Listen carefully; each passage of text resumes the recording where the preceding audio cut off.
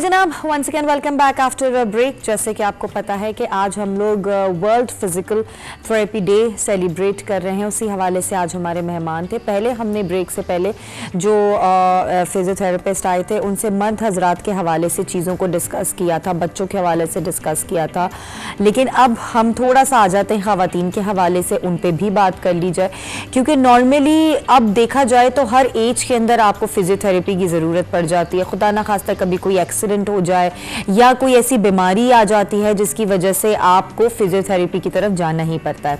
हमारी जो इस वक्त मेहमान यहाँ पे मौजूद हैं फिजियोथेरेपिस्ट हैं, आइए उन्हें वेलकम करते हैं। हमारे साथ हैं डॉक्टर सिद्रा नकवी। अस्सलाम वालेकुम जी। वालेकुम अस्सलाम। कैसी हैं आप? अल्हम्दुलिल्लाह, आप कैसी हैं? बिल्कुल ठीक ठाक, thank you so much for coming. और काफ़ी आज इन्फॉर्मेशन जो है हम गैदर कर जब लोगों में बांटेंगे और उनको पता चलेगा तो बहुत सारे मसले सॉल्व हो जाएंगे। अच्छा सिद्रा, सबसे पहले तो आप मुझे ये बताओ कि अभी हम बात कर रहे थे फिजियोथेरेपी के हवाले से, ख़ास तौर पे जो ख़वातीन के लिए जो फिजियोथेरेपी होती है या किन कंडीशंस में उनको फिजियोथेरेपी करवानी पड़ती है, हम थोड़ा सा पहले उसे डिस्कस कर लेते हैं। ओके, सो बेसिकली फिजियोथेरेपी एक अम्ब्रेला टर्म है जिसके अंदर ढेर सारी फिटनेस रिलेटेड चीज़ें, आपकी बीमारियों से रिलेटेड, आपने किस तरीके से अपने मसल्स को स्ट्रेंथन करना है, ये सारी चीज़ें आ जाती हैं। अब स्पेसिफिकली अगर फीमेल्स की बात करें तो फीमेल्स के लिए बिल्कुल मेडिकली एक टॉपिक ही अलग है जिसको गायनी में पढ़ा जाता है। अच्छा। So just like that physiotherapy में भी पूरी एक डोमेन है जो कि डील करती है गायनोकोलॉजिकल फिजियोथेरेपी के नाम से सारी की सारी फीमेल प्रॉब्लम्स के साथ। अच्छा। अब फीमेल्स के अंदर जो फिजियोथेरेपी है उसका रोल एक तो फिटनेस में आता है, ठीक है, कि जिस तरह से एथलीट्स होते हैं उनके लिए आता है। नॉर्मल जो लोग हैं उनको किस तरीके से अपने आप को फिट रखना चाहिए, वर्किंग लेडीज हो गई, ताकि मेटाबॉलिज्म उनका सही रहे, उनके मसल्स स्टिफ ना हो, स्पैज़म में ना जाएं, या जिस तरह हमारे मसल्स कमज़ोर होते हैं, टाइप करते हुए लोग जो होते हैं, खड़े हुए लोग जो होते हैं उनके पीछे काफ मसल्स बड़े टाइट रहते हैं। जिस तरह आपका बैठने का शो है तो आपको यूजुअली शोल्डर पेन रहता होगा। Oh yes, shoulder and back pain. तो ये सी इस तरह हर किसी की कंडीशन के अकॉर्डिंगली, वर्क एनवायरनमेंट के अकॉर्डिंगली, लाइफ के जो भी रोल्स होते हैं उनके अकॉर्डिंगली उनके लाइफ में फिजियोथेरेपी का रोल चेंज होता जाता है। अब हम इसको थोड़ा सा डिटेल में मजीद हर चीज़ को डिस्कस करेंगे। सबसे पहले तो मुझे ये बताएं कि अभी हम ख़वातीन की जब बात कर रहे हैं तो बुजुर्गाने जो ख़वातीन होती हैं, जो ख़ास तौर पे जैसे अब कोई खुदा ना खास्ता कोई बाथरूम में स्लिप हो गया तो जी उनकी हड्डी सिरक गई, या आपको ऑर्थो हुआ हुआ है, या फिर आपकी बॉडी के अंदर आपका वेट बढ़ गया है जिसकी वजह से आपको मुख्तलिफ जॉइंट्स हैं उनमें पेन रहता है, तो इसमें भी मुख्तलिफ किस्म की फिजियोथेरेपीज़ जो है वो रिकमेंड की जाती है। बिल्कुल डेफिनेटली की जाती हैं। अब ना डिपेंड करता है समरा यहाँ पे कि आप किस कंडीशन की बात कर रहे हैं।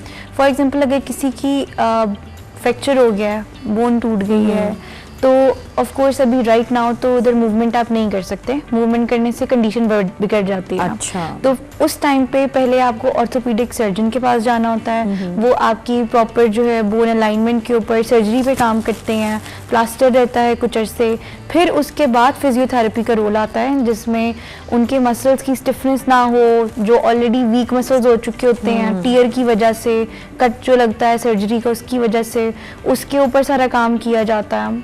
ऑन दी अदर हैंड बूढ़ों में एक बहुत ही ज़्यादा जो कॉमन कंडीशन है पाकिस्तान में उसको ऑस्टियोपोरोसिस कहते हैं। इसमें बेसिकली बोन्स भुरभुरी हो जाती हैं और कैल्शियम की बहुत कमी हो जाती है।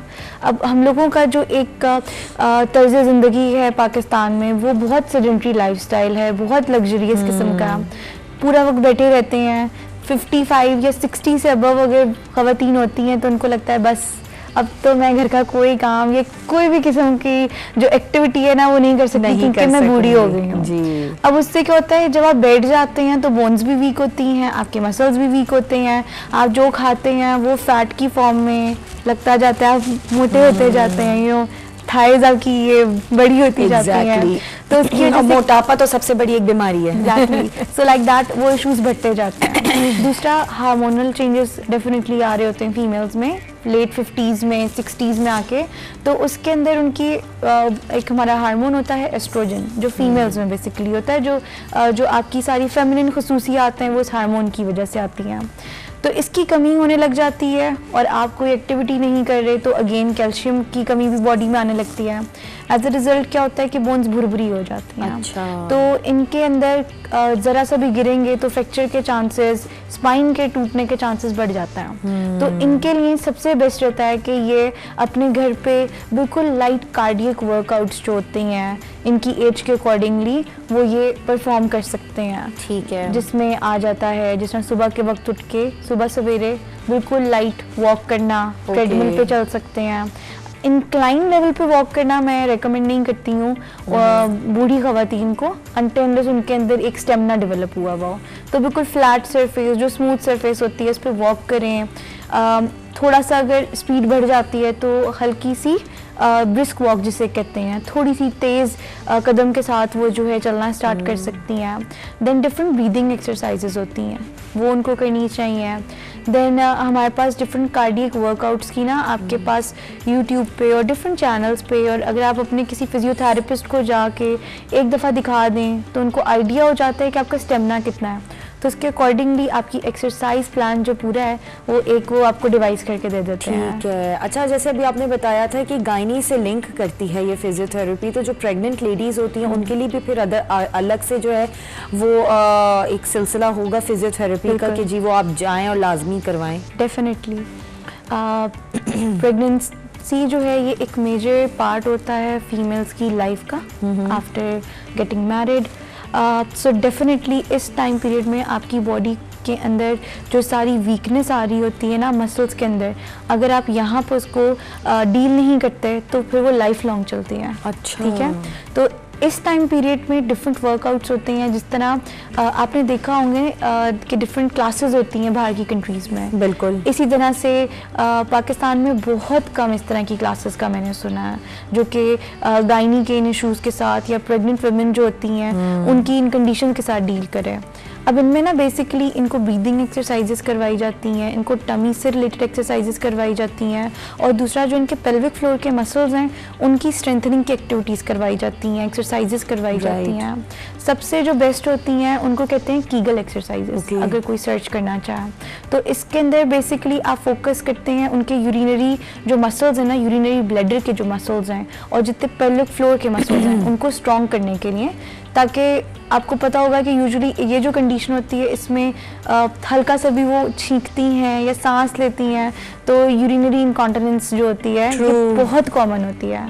सांस बहुत फूलता है क्योंकि बॉडी का एकदम से वेट ज़्यादा हुआ वो होता है और आपके हार्ट को और आपकी पूरी बॉडी को एक एडिशनल वेट के साथ काम करना पड़ रहा होता है सांस लेने में। और तीसरा ये कि जो मदर की बॉडी है वही बेबी की भी बॉडी से जो सारा का सारा ब्लड है उसको साफ करने के ऊपर काम करिए, तो एक ही बंदे पर डबल काम है। डबल काम। सो दैट्स वाई उसके अंदर एक एक चीज़ के ऊपर ध्यान देना और अपनी कुव्वत बर्दाश्त ज़्यादा काम ना करना, इस पर फोकस करना बहुत ज़रूरी है। बहुत ज़रूरी है, बिल्कुल, वरना फिर कॉम्प्लिकेशंस आ जाएंगी एंड देन फिर वो लाइफ टाइम के लिए आपके साथ जुड़ जाती हैं। और ख़ास तौर पर आपकी ये जो बोन से रिलेटेड, आपकी जॉइंट से रिलेटेड इश्यूज हो रहे होते हैं। बिल्कुल, तो वाकई बहुत सही आपने बात बताई कि बहुत ज़्यादा ख्याल रखने की ज़रूरत है इन स्पेसिफिक कंडीशंस में।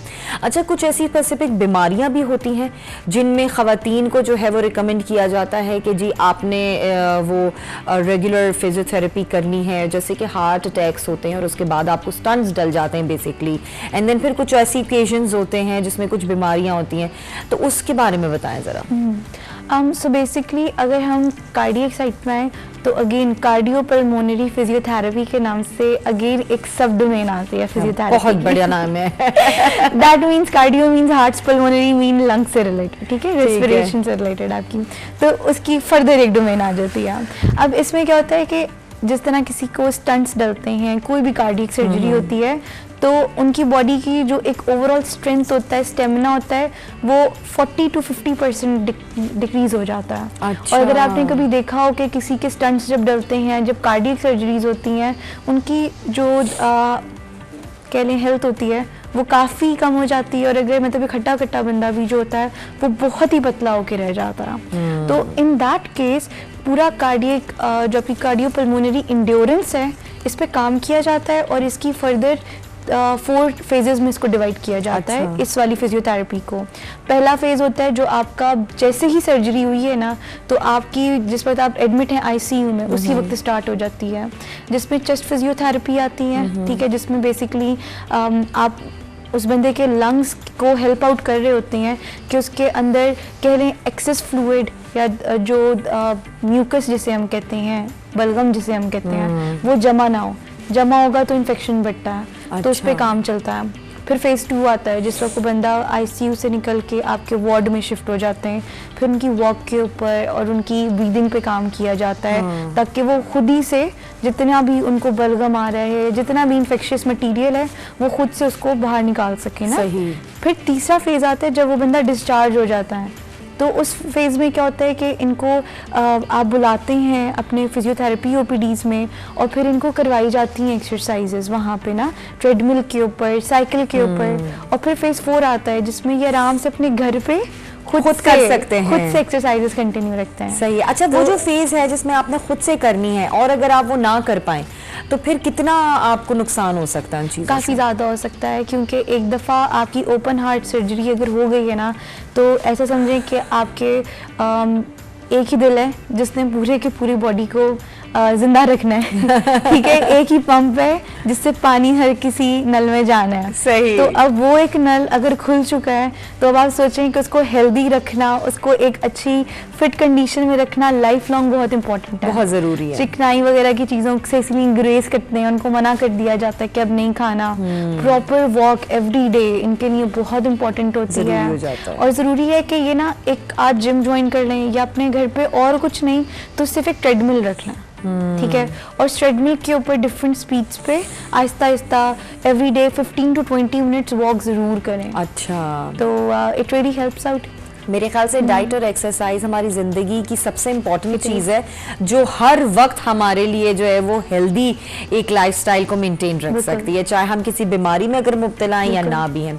अच्छा, अभी हमने बहुत सारे स्पेसिफिक केसेस ऐसे डिस्कस किए फिजियोथेरेपी में जो कोई एक्सीडेंटल था या कोई बीमारी से रिलेटेड था।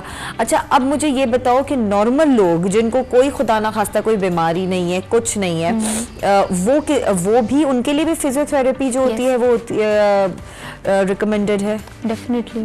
अच्छा, बिल्कुल। एक नॉर्मल बंदा भी है ना, तो इवन देन वो जो भी काम कर रहा है, जो भी एक्टिविटी कर रहा है, उसके मसल्स तो यूज हो रहे हैं। और यूजुअली क्या होता है कि हमारा जो एक पोस्चर है ना बॉडी का, वो बड़ा ख़राब होता है। तो अगर कोई बंदा खड़े होकर काम कर रहा होता है तो बड़ा झुक के काम कर रहा होगा, ठीक है। अगर किसी का लिफ्टिंग का काम है, जिस तरह लेबर्स होते हैं, ठीक है, तो वो सही तरह झुक के करने के बजाय डायरेक्टली कमर के बल झुक के उठाएंगे, जो उठाएंगे, तो कमर फौरन इन्वॉल्व हो जाती है।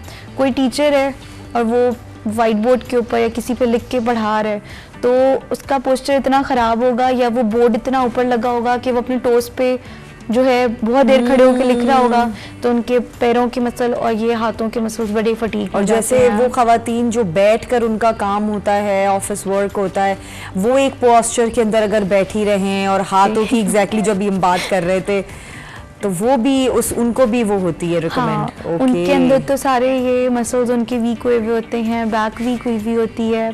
और अगर इसके आगे आप जाएं तो जिस तरह जो हाउस वाइफ्स होती हैं, उनके झाड़ू लगाने का तरीका या उनका पोछा देने का तरीका या खड़े होकर कुकिंग करने का तरीका सही नहीं होता है मोस्ट ऑफ द टाइम। अच्छा। फॉर एग्जांपल जिस तरह हम बात कर रहे थे ना कि प्रेगनेंसी की जैसे हम बात कर रहे थे, तो यूजुअली इस टाइम पीरियड में आपको एक स्पेसिफिक आवर्स की रेस्ट की ज़रूरत होती है, लेकिन हमारा एनवायरनमेंट ऐसा है कि इस चीज़ को बड़ा ही लाइटली लिया जाता है। इसको कंसिडर नहीं किया जाता कि कोई आपकी बॉडी के अंदर एक बहुत ही बड़ा चेंज आ रहा है, एक मिरेकल फॉर्म हो रहा है, तो उसको थोड़ा फैसिलिटेट करने की ज़रूरत है, थोड़ा सॉफ्ट कुशन प्रोवाइड करने की ज़रूरत है।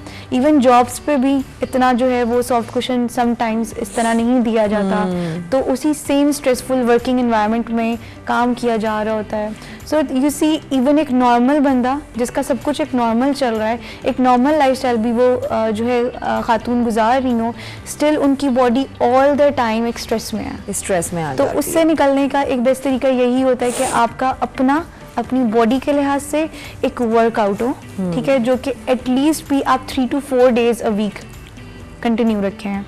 ऑल्टरनेट डेज कर सकते हैं, चाहे तो इकट्ठे 4 डेज, मंडे टू फ्राइडे और मंडे टू थर्सडे और Thursday to Sunday, up to you, उस तरीके से फॉलो करना चाहिए। वही वाली बात, अप टू यू, कि आप जब चाहें तो ये सारी चीजें कर सकते, कोई आपको बोलेगा नहीं, कोई पुश नहीं करेगा, कोई गन पॉइंट पे आपको नहीं खड़ा करेगा कि जी फिजियोथेरेपी करनी है। अब हर टाइम पे मामा तो नहीं होती ना कि जो सही बात है कि डंडा लेकर वो खड़ी रहे कि नहीं बेटा तुमने ये खाना है, तुमने ये करना है, तो हर वक्त अम्मा हमारे पास मौजूद नहीं होती है, इसलिए हमें अपना ख्याल खुद रखना पड़ता है। This is the great point. और वो जो मामा होती है उनकी भी तो मामा नहीं होती है ना साथ में, तो उन मामा को भी खुद ख्याल रखना चाहिए, खुद ख्याल रखना चाहिए। ये सिद्रा आपने बड़ी जबरदस्त बात करी है, क्योंकि हमारी मदर्स हमारा ख्याल रखने के चक्कर में अपना ख्याल रखना भूल जाती हैं। True that. बिल्कुल जी, बहुत बहुत शुक्रिया आपका कि आपने जो है वो इतनी सारी चीज़ों के बारे में डिटेल बताई। मेरे ख्याल से बहुत सारी ऐसी ख़वातीन होंगी जो उनको पता ही नहीं होगा कि कितना इम्पोर्टेंट है फिजियोथेरेपी का आपकी लाइफ में होना, चाहे आप नॉर्मल है सिचुएशन में हैं, चाहे आप वर्किंग लेडी हैं, चाहे आप घर के काम कर रही हैं, आप कोई स्पोर्ट्स पर्सन है, एथलीट है, तो हर केस के अंदर आपको फिजियोथेरेपी ज़रूर करनी चाहिए।